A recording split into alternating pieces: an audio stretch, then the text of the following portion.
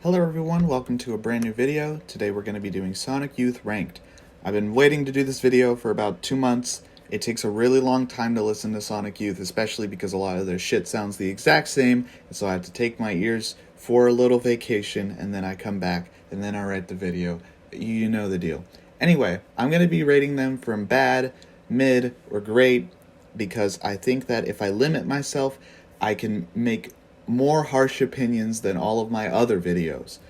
We'll start off chronologically by going with their first record, Confusion is Sex. It was released February 11th, 1983, and personally, I think it's bad. Good songs on it are Bad Mood, Freezer Burn, Inhuman, The World Looks Red. Personally, I'm just really lukewarm with it. I've gotten pretty used to no wave because of my time listening to Swans, but I was just really drowsy with this. Like, it was just a lot of drone, and that's pretty much it. I get the appeal of no wave is to be very anti-commercial, but I'm just not a fan. Anyway, the next record is Bad Moon Rising, released in March of 1985, specifically March 29th. I think it's mid. I think there are better songs on this one, like Society as a Whole, Ghost Bitch, Halloween, and Flower. I think it's just more of the same. Maybe this time it's just a little bit noisier, and I personally just remember these songs way more than I remember the ones on Confusion. The next song is called Love Backwards or Evol. I don't know. That's just what Holden told me. Released May 2nd, 1986. I think it's bad. I personally think it's bad. The good songs on it are only twofold. Star Power and In the Kingdom. Not a fan of this release. I found it personally really boring, but good thing it picks up a little bit with the next release. Sister, released June 29th, 1987. I think it's mid still. With these early records, I really have just a bad or mid taste. Personally, I think the greatest songs on it are Schizophrenia, Catholic Block, and Pipeline/Kill Time. It has its moments, but it just lacks diversity in its sonic palette. It's literally just the same shit that's been going on for the past 3 records, but just a little bit more streamlined. Now the next record is the big one that everyone knows, Daydream Nation, released October 18th, 1988. I think everyone kind of knows this, and it's not an unpopular opinion to think that this is great. I love songs like Teenage Riot and Silver Rocket, The Sprawl, Trilogy, Kissability, and Providence. All great songs. Their next release is also debatably one of their best, released in 1926-1990. It's Goo. Good songs on this are Mary Christ, Cool Thing, Moat, My Friend Goo, Mildred Pierce, Cinderella, Big Score, whatever, okay? Punk, experimental alt-rock with more pop culture focused lyrics. It's just great. Goo is great. Listen to Goo. Next release. Dirty, released July 21st, 1992, is also pretty great.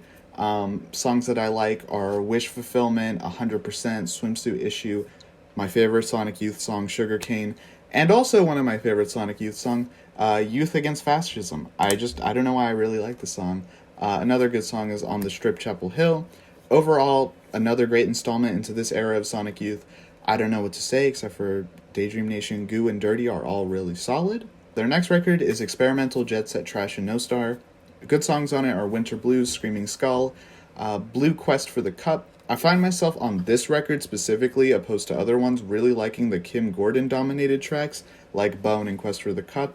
But for myself personally, I think it's just an okay project overall. Their next release is back to another great record, Washing Machine, released September 28th, 1995. I think it's great. Good songs on it are Because, Washing Machine, Unwind, and Party Lies, or Panty Lies, sorry. I really love this record. I think a lot of Sonic Youth fans do as well.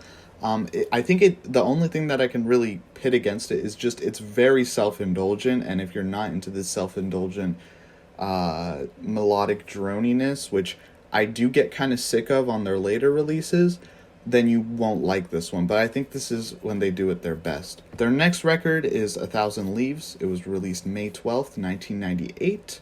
I love the song Sunday, as many people do as well. It blends their more experimental with their pop melodies and really crisp drums. And throughout the whole record, I think Kim Gordon gives really good bass performances, especially on the first 2 tracks. It's pretty long, clocking in at about an hour and 14 minutes. And not every song hits, but I still think it's great. I listen to this more than experimental jet set. So I think it's better than that record, so I put it in the great category. The next record is New York City Ghosts and Flowers, released May 16th, 2000. I think this is the worst Sonic Youth record. Thank God it is only 8 tracks. The 2 tracks I liked on it were Free City Rhymes and Nevermind, but I only liked sections of those songs because they all devolve into just bad. Personally, I wasn't a fan of this besides the 2 songs I just mentioned. It was just, if this was like the same length as fucking Thousand Leaves, I would have lost it. It's just so monotonous and so just laborious to listen to this record. That's why I just hate it. I can't listen to this record. Their next release, though, is one of my favorites, like top 5. So that's great. It's Murray Street, or Murray Street. I'm going to say Murray Street to calm my one Sonic Youth fan. It came out July 25th, 2002. I think it's great. Good songs on it are The Empty Page, Disconnection Notice, Karen Revisited, Radical Adults, Lick Godhead, and a whole bunch of others. I honestly like every single song. I just narrowed down the songs I come back to the most. This is my first Sonic Youth album that I listen to. I don't know why, but I just get the sense that I just love this one, like, a lot. I just love the noise on it. I love the melodies on it, especially on Karen Revisited. It's just very memorable. I just love this record. Their next record came out in 2004, June 7th, and it's called Sonic Nurse. I think it's kind of mid. Good songs on it are Pattern Recognition and Unmade Bed are my favorite, and then Mariah Carey and Arthur Dole and Paper Cut Exit come second.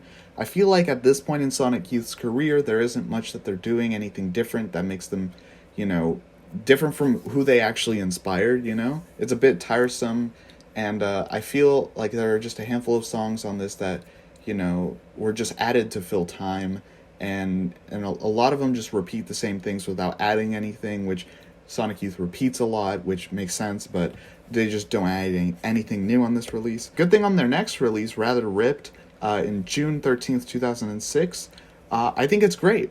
Good songs on it are Renee, Incinerate, Do You Believe in Rapture, What a Waste, Jams Run Free. I really like the songs on here. I took a Pitchfork quote from here and I said, they're pretty much all 3-minute art pop songs, which I heavily agree with. They took basically a lot of the experimental elements of the previous releases and toned them down in a way where they're not the whole track, they're just aiding it, and all the songs are relatively short. Some of them go a little, like about 6 minutes, but most of them are basically 3 or 4 minutes. I really like the songs on here.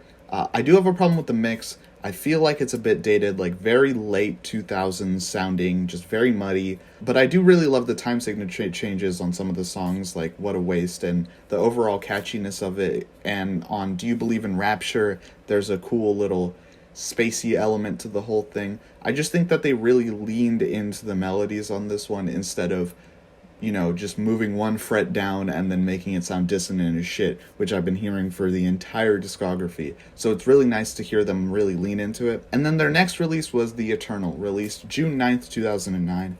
Personally, I think it's kind of mid. For the 12 tracks that it has, I only really enjoyed 3 of them. Scared Trickster at 2 minutes, miraculously. The song Anti-Orgasm and Anetta, or Anetia, I can't remember. There are some great songs on here, but sometimes they sit there and it feels a bit sad, like it just feels like it's the same shit happening again. Maybe the more I listen to it, the more it'll grow on me. I just see them like ripping off a lot of what they did on Sonic Nurse and a little bit of what they did on Rather Ripped with some of the shorter cuts, but they're mostly just Sonic Youth playing it safe. Now that we're done with that, it's time to do my ranking of all of them. People get really mad at me because I forget to rank them at the end, but today I'm going to rank them. My number 1 is Dirty, then it goes Goo, then it goes Daydream Nation, then Murray Street, then Rather Ripped, then Washing Machine, then Thousand Leaves. Those are my, I guess, S-tier albums for Sonic Youth. For my A-tier albums, it goes Sonic Nurse, The Eternal, and Experimental Jet Set No Star. My B-tier albums are Sister, and then my C-tier album is Bad Moon Rising. And then Evolve, Confusion is Sex are D-tier. And then my F-tier is New York City Ghosts and Flowers because I think that there's absolutely nothing redeemable about that album. Great.